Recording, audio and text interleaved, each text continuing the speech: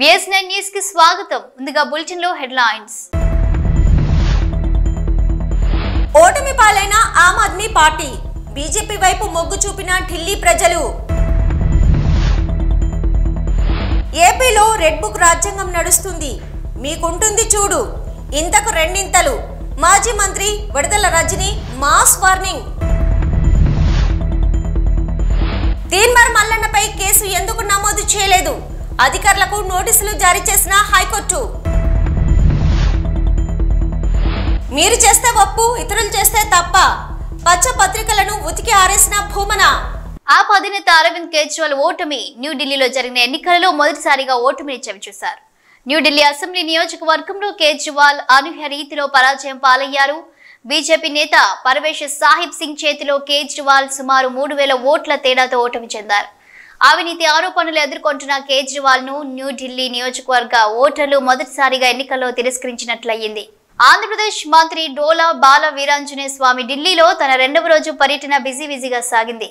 ప్రధానమంత్రి అనుసూచిత్ జాతి యోజన పథకంపై సమన్వయ సమావేశంలో పాల్గొన్నారు.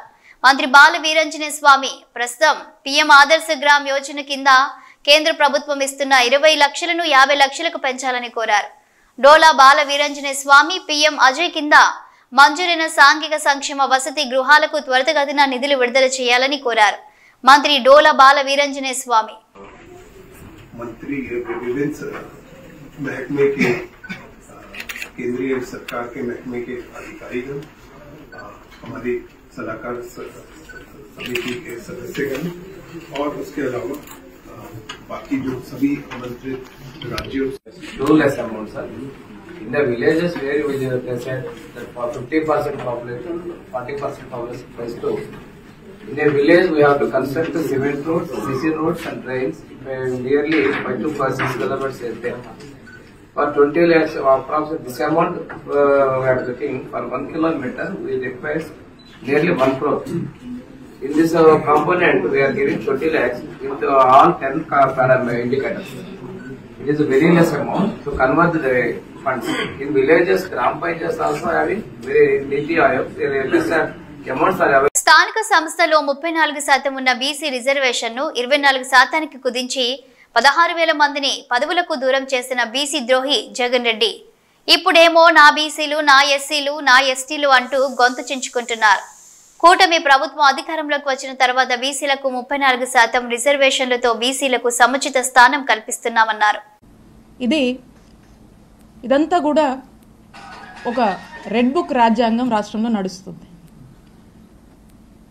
మరి ఈ రోజున ఇది ఎలా అయిపోయిందంటే మన రాష్ట్రంలో ఇదొక పాలసీ మాదిరిగా, ఇదొక గవర్నమెంట్ పాలసీ. ఈ గవర్నమెంట్ పాలసీ రాష్ట్రం మొత్తం ఇంప్లిమెంట్ చేయాలి కావచ్చేమోనని ఇక ఇది ముందుకు కొనసాగుతూ ఉంది. ఇదిట్లా ఉంటే మన చిలకలూరుపేట నియోజకవర్గంలో ఈరోజు నియోజకవర్గ పరిస్థితి ఏంటంటే ఒక ఆటవిక అరాచక పాలన చిలకలూరుపేట నియోజకవర్గంలో కొనసాగుతుంది. ఇక్కడున్నటువంటి ఎమ్మెల్యే పుల్లారావు గారు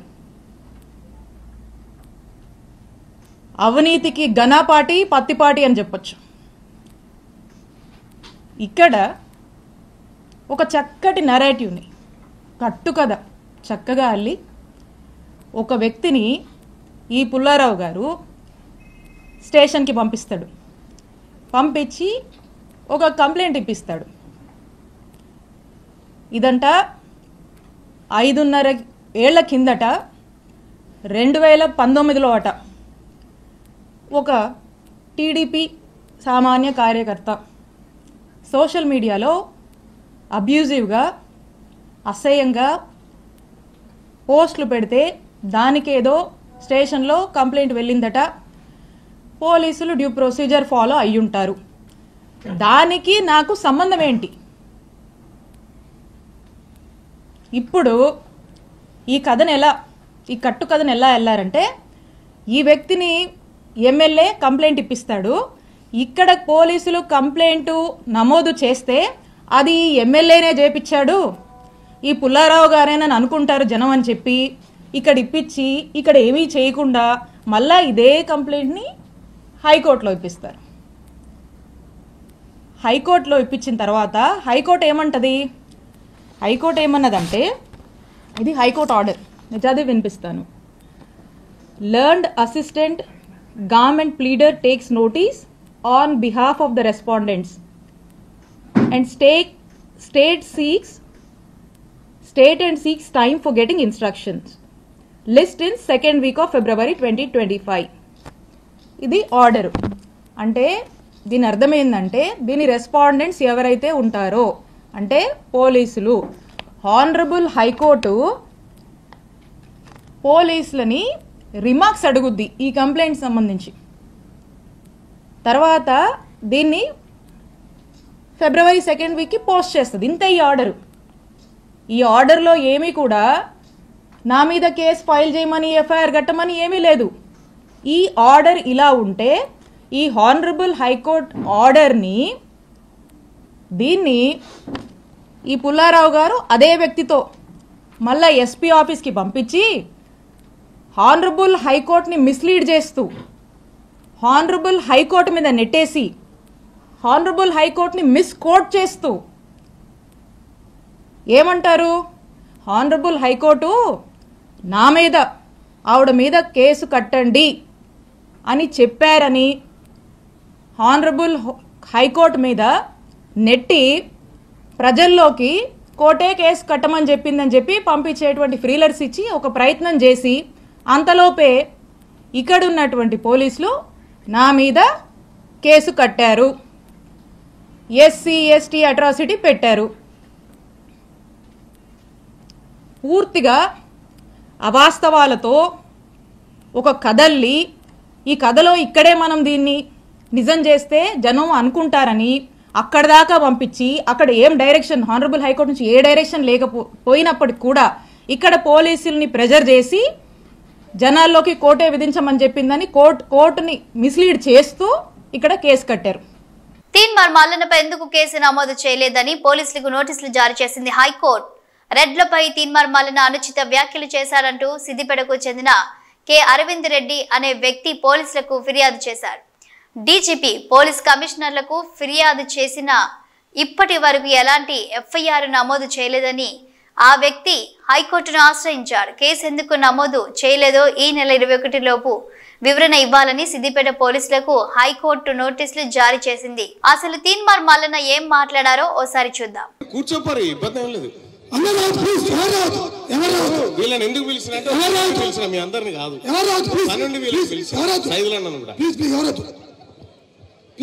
సభాధ్యక్షులు మిర్యాలగూడ ముద్దుబిడ్డ, ఇక్కడ ఏ చిన్న బీసీ బిడ్డకు కష్టం వచ్చిందని తెలిసినా అర్ధరాత్రి అపరాత్రి అనకుండా ఈ క్షణాల్లో వాలిపోయేటువంటి ముద్దుబిడ్డ తమ్మడపోయిన అర్జున్ గారికి, భవిష్యత్ మిర్యాలగూడ వీరుడికి, అలాగే ఈ కార్యక్రమానికి విచ్చేసినటువంటి పెద్దలు గౌరవనీయులు శాసన మండలి మాజీ చైర్మన్ నేతి విద్యాసాగర్ గారికి, అలాగే తెలంగాణ ఉద్యమకారులు సోదరులారా, అలాగే మిత్రులారా, పోలీసు సోదరులారా, అందరికీ పేరు పేరున నమస్కారం తెలియజేస్తా ఉన్నా. మళ్ళా ఇక గత కొన్ని రోజుల నుంచి ఈ మిర్యాలగూడ సభ మీద ఓ కుట్ర, ఓ కుతంత్రం. ఇక్కడ ఉన్నటువంటి ఎమ్మెల్యే గారు ఇవాళ దామరచర్ల దిక్కేదో సభ పెట్టి ఐతారం గోలిగే ఓ ఇద్దరు మంత్రులు, ముగ్గురు మంత్రులు హెలికాప్టర్ వేసుకొని వచ్చి ఆడ దిగి సభ పెట్టిపోయారు. ఎందుకు పెట్టిరా అని ఆలోచన చేస్తే, రేపు పొద్దుగాల పేపర్లలో బీసీల వార్త ఉండొద్దు కదా, దానికోసం ఆ దుకాణం తెరిచారు. రేపు పొద్దుగాల మీరు ఎందుకు ఇక్కడ మీటింగ్ పెట్టి ఏం కథ అనేది భవిష్యత్తులో చూపిస్తాం కూడా.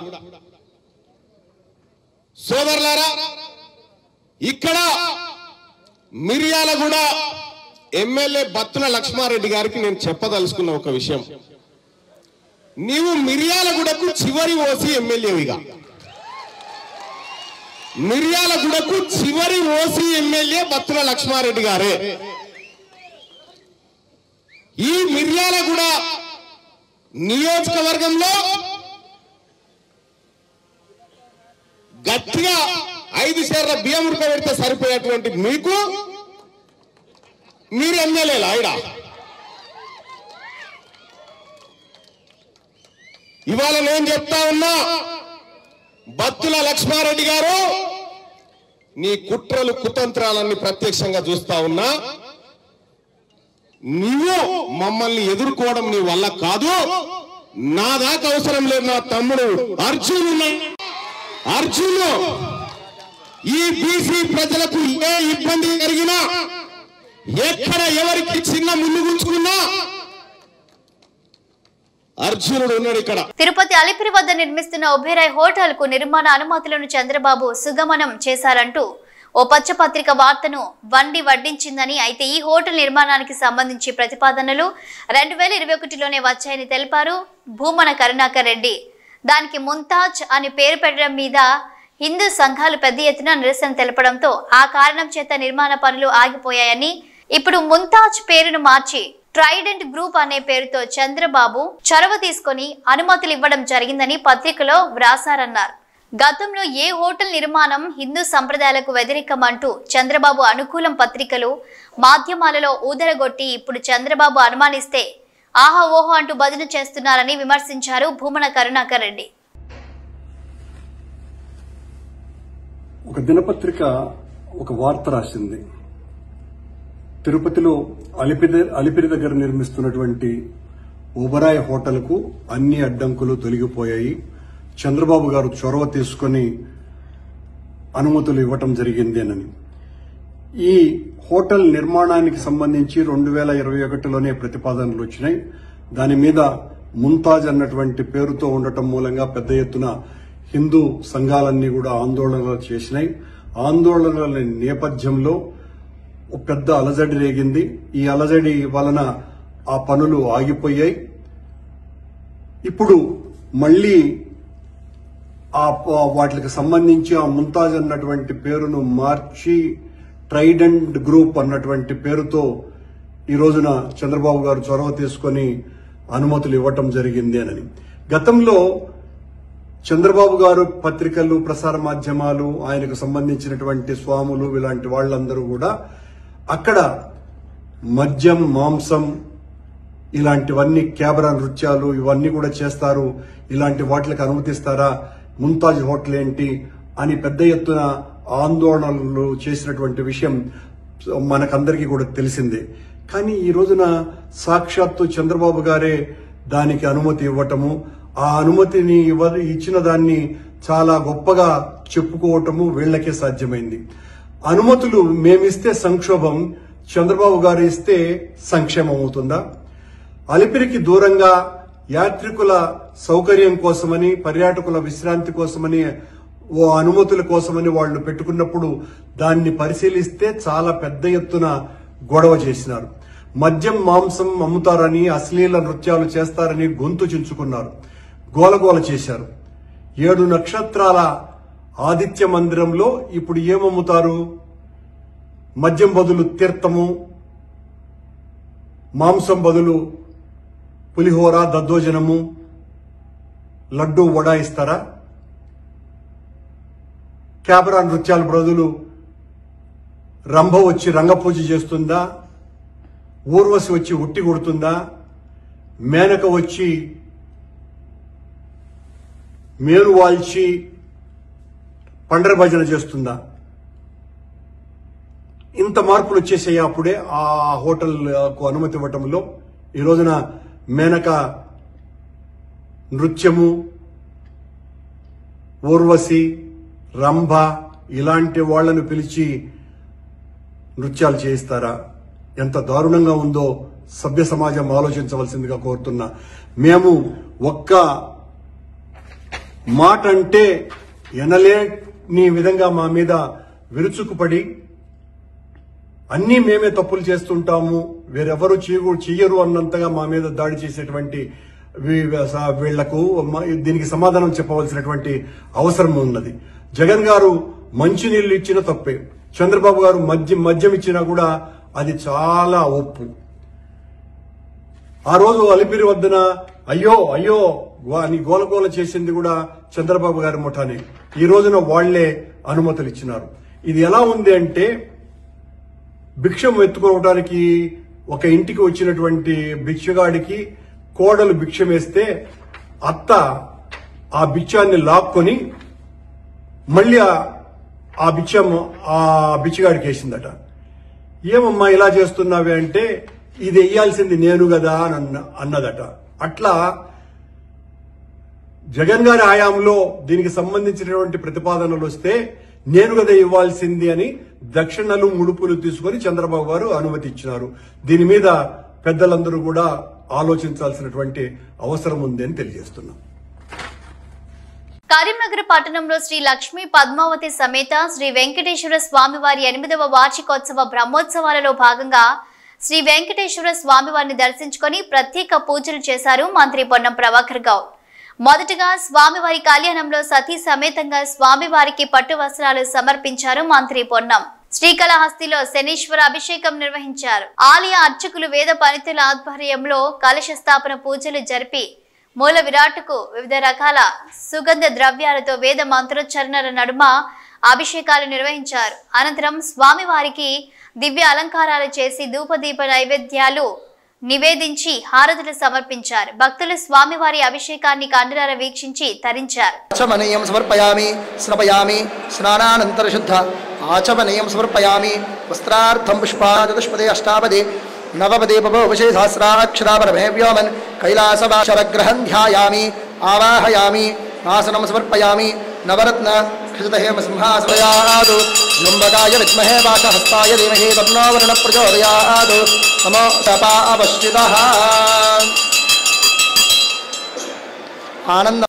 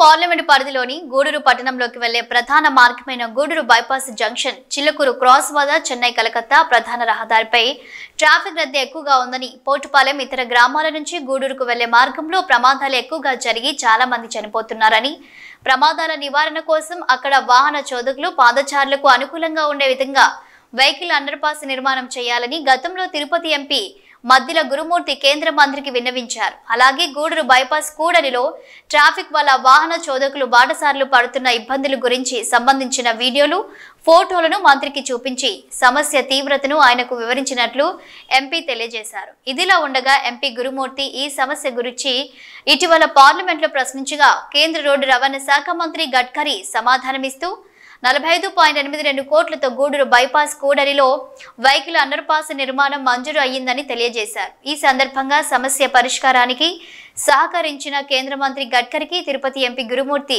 హృదయపూర్వక ధన్యవాదాలు తెలియజేశారు. అందరికీ నమస్కారం.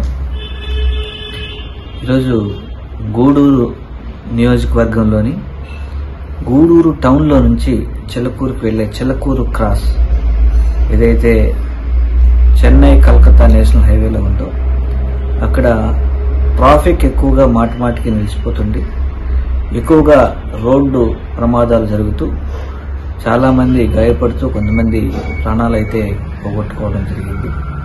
సో ఎన్ని విషయాల్ని కేంద్ర మంత్రి వర్యులు గడ్కరీ గారికి వివరించడం జరిగింది. పార్లమెంట్లో కూడా అడగడం జరిగింది. దీనికి గాను కేంద్ర ప్రభుత్వం 45.82 కోట్ల రూపాయలని మంజూరు చేసింది.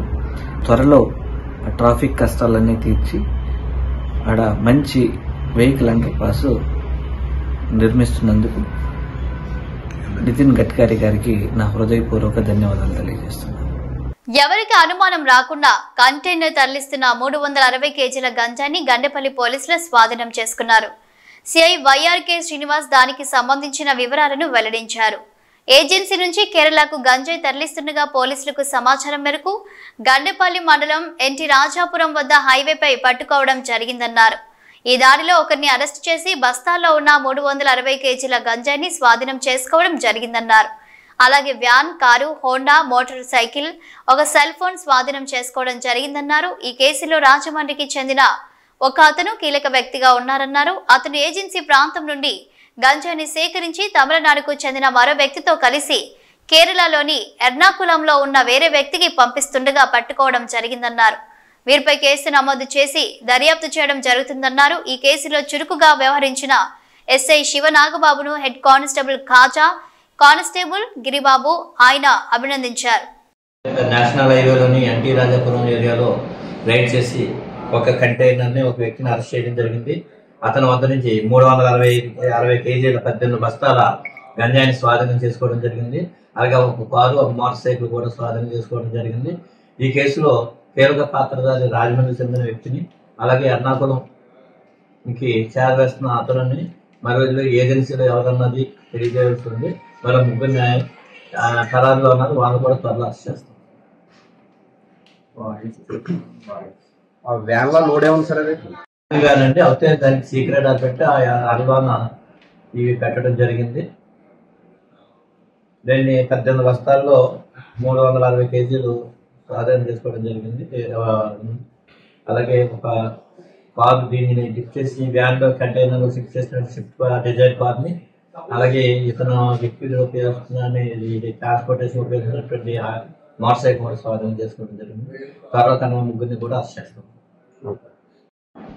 కాకినాడ జిల్లా ఎస్పీ జీపీ నమాగా ఐపీఎస్ వారు హైవే పెట్రోలింగ్ బాగా పెంచడం జరిగింది, అలా నిఘా పెంచడం జరిగింది. ఈ ముఖ్యంగా ఈ గంజాయి మీద ప్రత్యేక నిఘా పెట్టడం జరిగింది. అందులో భాగంగానే దీని గురించి సమాచారం వచ్చిన వెంటనే మన గండేపల్లి జగ్గమర్సి మాకు చెప్పి వెంటనే రైడ్ చేయమన్నారు. దాని ప్రకారం మేము క్యాచ్ చేయడం జరిగింది. ఇవి bulletin updates. Keep watching news.